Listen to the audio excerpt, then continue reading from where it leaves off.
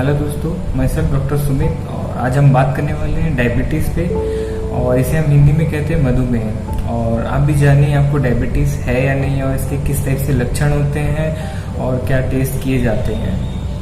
तो बात करते हैं आजकल की जो भाग दौड़ जैसा समय है उसमें जो अनियमित रूप से जो जीवन शैली है और जिसके चलते जो बीमारी सबसे ज़्यादा सर्वाधिक लोगों को अपनी गिरफ्त में ले रही है और उसे ही हम क्या कहते हैं, मधुमेह कहते हैं एक्चुअली। और इस मधुमेह या डायबिटीज़ को हम धीमी गति वाली बीमारी भी कहते हैं या धीमी गति मौत भी कहते हैं। क्यों? क्योंकि इस बीमारी का जो सबसे बड़ा नेगेटिव इफेक्ट होता है वो ये होता है कि यह खुद तो होती है बट अपने साथ साथ बहुत सी अदर बीमारियों को भी निमंत्रण देती है। जैसे कि मधुमेह के रोगियों को आँख की प्रॉब्लम होना और हार्ट से इशू होना, किडनी का प्रॉब्लम्स होना, लीवर में खराबी आना, पैरों में दिक्कत होना और न्यूरोलॉजिकल इश्यूज जिसे कहा जाता है। तो इस टाइप की बहुत सारी बीमारियां हैं जो शुगर के साथ साथ होती है। तो चलिए देखते हैं अब शुगर होती कैसे है या डायबिटीज़ होती कैसे है। देखिए, हमारे शरीर में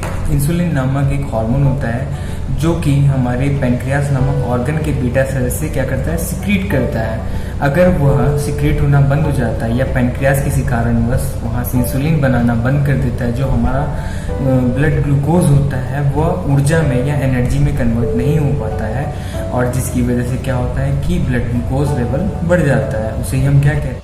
अब हम जानते हैं कि डायबिटीज़ का कारण क्या हो सकता है। तो देखिए, जो सबसे बड़ा कारण होता है वो है हमारा खान पीन, हमारी जीवन शैली। दूसरा आता है जेनेटिकली जिसे हम अनुवांशिक कहते हैं। और तीसरा स्मोकिंग, अल्कोहल, ये सारी बैड हैबिट्स होती है। तीसरी चीज़ें तो बहुत कॉमन है बट इससे भी ज़्यादा कॉमन और भी है, वो है हमारा इमोशनल और मेंटल स्ट्रेस। ये करता क्या है, हम जब भी स्ट्रेस लेते हैं उसकी वजह से जो हमारे शरीर में एक स्ट्रेस हार्मोन होता है जिसे हम कॉर्टिसोल कहते हैं, वह क्या होता है हमारे ब्लड में अत्यधिक हो जाता है, जिसकी वजह से जो हमारा ब्लड ग्लूकोज लेवल होता है वो। बात करते हैं हम इसके सिम्टम्स की। तो इसमें जो सिम्टम्स सबसे ज़्यादा कॉमन होता है वो होता है बार बार यूरिनेशन, तो उसे हम क्या कहते हैं, पॉलीयूरिया। बार बार प्यास लगना, इसे हम कहते हैं पॉलीडिप्सिया। और बार बार भूख लगना, तो इसे हम क्या कहते हैं, पॉलीफेजिया।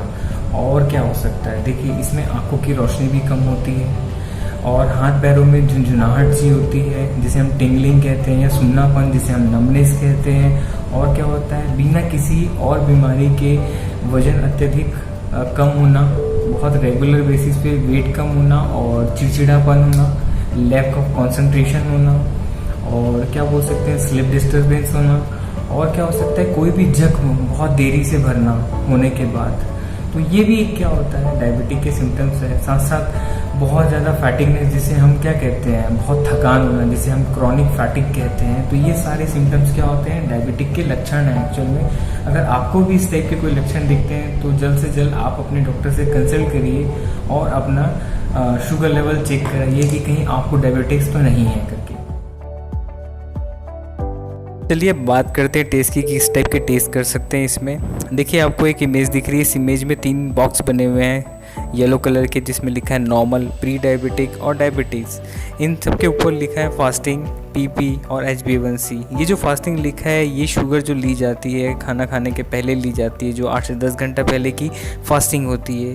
पीपी जो होती है जिसे पोस्ट पैरेंडियल बोलते हैं, ये खाना खाने के बाद ली जाती है। और HbA1c जो होती है वो रैंडम शुगर होती है कि कभी भी ले सकते हैं 3 से 6 महीने के बीच में।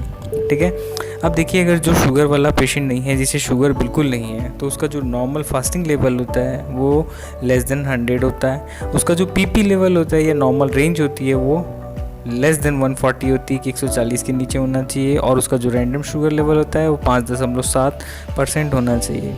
उसके बाद बात करते हैं डायबिटीज़ की। अगर कोई डायबिटीज़ है तो उसका मोर देन 125 अगर है तो वो डायबिटीज़ में आता है फास्टिंग।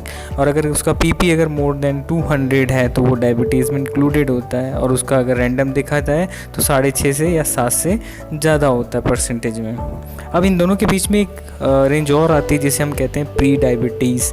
ये क्या होता है, नॉर्मल से थोड़ा ऊपर और डायबिटीज़ से नीचे। तो ये दोनों के बीच का बंदर होता है एक्चुअल में। तो ऐसे डायबिटिक वाले पर्सन को, जिनको प्री डायबिटिक कहते हैं, इनकी डायबिटिक बहुत इजीली ही कंट्रोल की जा सकती है। अगर प्री डायबिटिक वाला पर्सन अगर अपनी डाइट मॉडिफिकेशन करता है या अपना खाना पीना अगर सही करता है और अगर एक्सरसाइज करता है या कुछ थोड़ी ही मेहनत से, वो अपनी डायबिटिक को बहुत इजीली कंट्रोल कर सकता है रेदर देन डायबिटिक पर्सन।